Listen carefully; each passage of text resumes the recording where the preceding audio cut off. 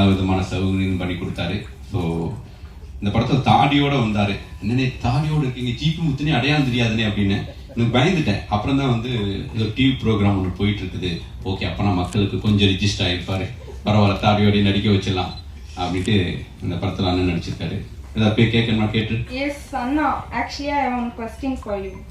இப்போலாம் actually post சர்வீஸே இல்லை, பட் உங்களுக்கு மட்டும் எப்படி லெட்டர்ஸ் வந்துட்டே இருக்கு? லெட்டர் இன்னும் நிறைய வரதான் இது எனக்கு. நான் லெட்டர் படிக்க நேரம் இல்ல. அவங்க கேட்டது போஸ்ட் பாக்ஸ் கிடையாது, போஸ்ட்மேன் கிடையாது, போஸ்ட் சர்வீஸே கிடையாது. உங்களுக்கு மட்டும் எப்படி லெட்டர் வந்து உங்களுக்கு நீங்களே எழுதி போட்டுக்கிறீங்களா? இல்ல எனக்கு உண்மையான லெட்டர் தான் வருது சார். அது உண்மையா? அதுதான் யார் கொண்டு வந்து கொடுக்குறாங்கன்னு கேக்குறேன் நானே. போஸ்ட்மேன். போஸ்ட்மேன் இப்ப கிடையாதுங்க ஊருக்குள்ள. இல்ல போஸ்ட்மேன் இப்ப எனக்காக வாங்க விஜயத்துக்கு வாங்க.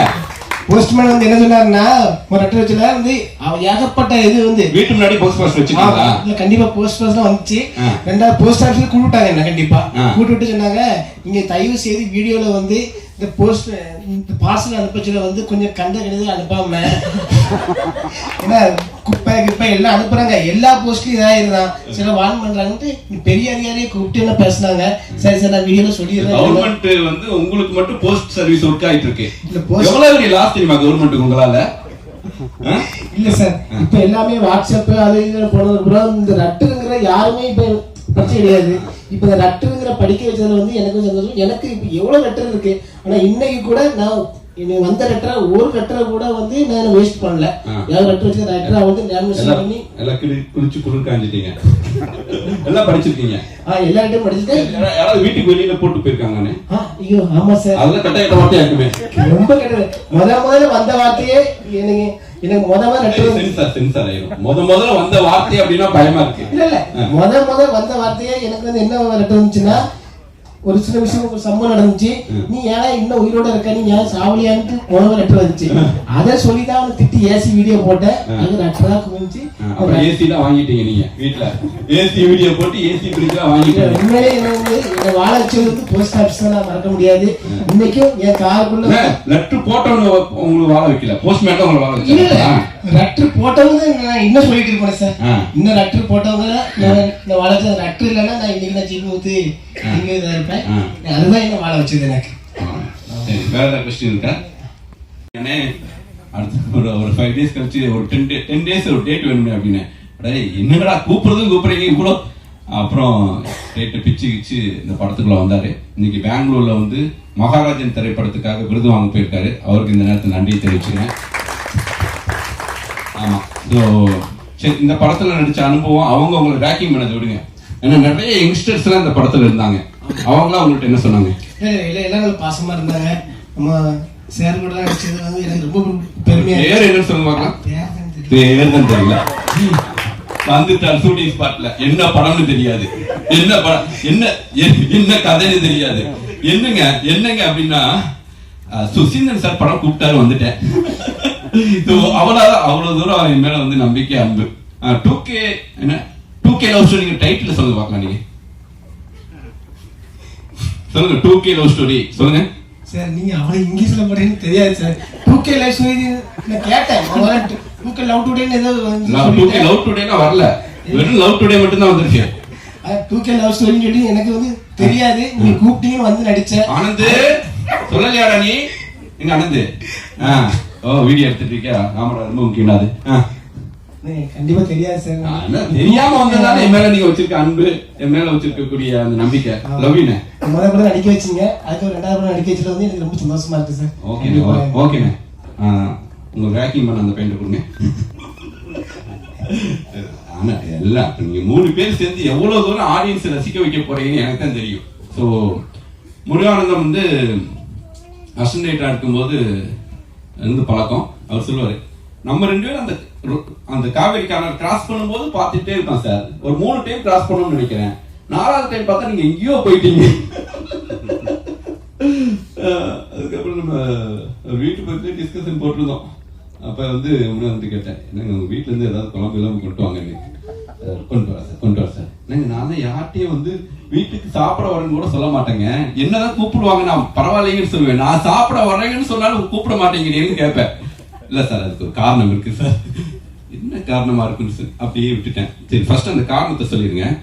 அந்த நீங்க ஏன் வீட்டுக்கு என்ன சாப்பிட கூப்பிடலன்னு காரணத்தை சொல்லிடுங்க, அதுக்கப்புறம் படத்தை பத்தி பேசுவோம்.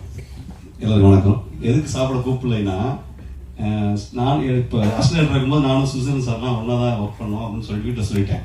அடுத்து ஒரு வெளிநாடு அப்படி பண்ணார் ஹிட்டு, நான்மலாடு பண்ணார் ஹிட்டு. நான் அப்படியே இருந்துகிட்டே இருக்கேன், அசிஸ்டன்டாக இருக்கேன். ஒரு படம் ரிலீஸ் ஆகும்போது வீட்டில் பிரச்சனை நடக்கும். வீட்டில் படம் ரிலீஸ் ஆனாலே பிரச்சனை நடக்குது. இவர் வந்தாருன்னா எவ்வளோ பிரச்சனை நடக்கும். அந்த பாண்டி நாடு ஹிட்டு. ஒரு படமும் சுசீந்திரன் பேப்பர் வந்தாலும் பேரை பார்த்து திரும்பி எனக்கு பாப்பா. நான் அப்படியே டக்குன்னு பார்க்க இவர் வேற ஓயாம படம் பண்றாரு. 2 வருஷம் 3 வருஷம் ஒரு படம் பண்ணாலும் பரவாயில்ல, சரசரசாரி படம் பண்றாரு சாருன்றது வீட்டுல பெரிய பிரச்சனையை ஏற்படுத்தினார் இவரு. அதனால நான் கூப்பிட மாட்டேன்னு சொல்லியிருந்தேன். இல்ல இது வந்து காமெடியா சொல்றேன், மத்தபடி என்னோட ஒரு தடவை இருந்தா கேட்டேன்.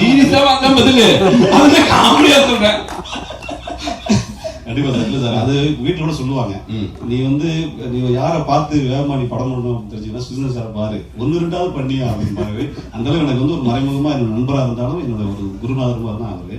இந்த படத்துல நான் நடிக்கிற ரொம்ப சந்தோஷப்படுறேன். ரொம்ப ரொம்ப கூப்பிட மகிழ்ச்சி சார். சொன்னாங்க 10 days ஒர்க் பண்ண எங்களாலே ஃபைண்ட் அவுட் பண்ண முடியல முருகானந்தம் சார். உங்களுக்கு விக் இருந்தது எப்படி சார் மெயின்டைன் பண்றீங்க? சத்தியமா விக் இல்ல, உண்மையான முடியும். ஆனா முடி பிடிச்சிடுங்க. சொன்ன எழுதி தருவாங்க.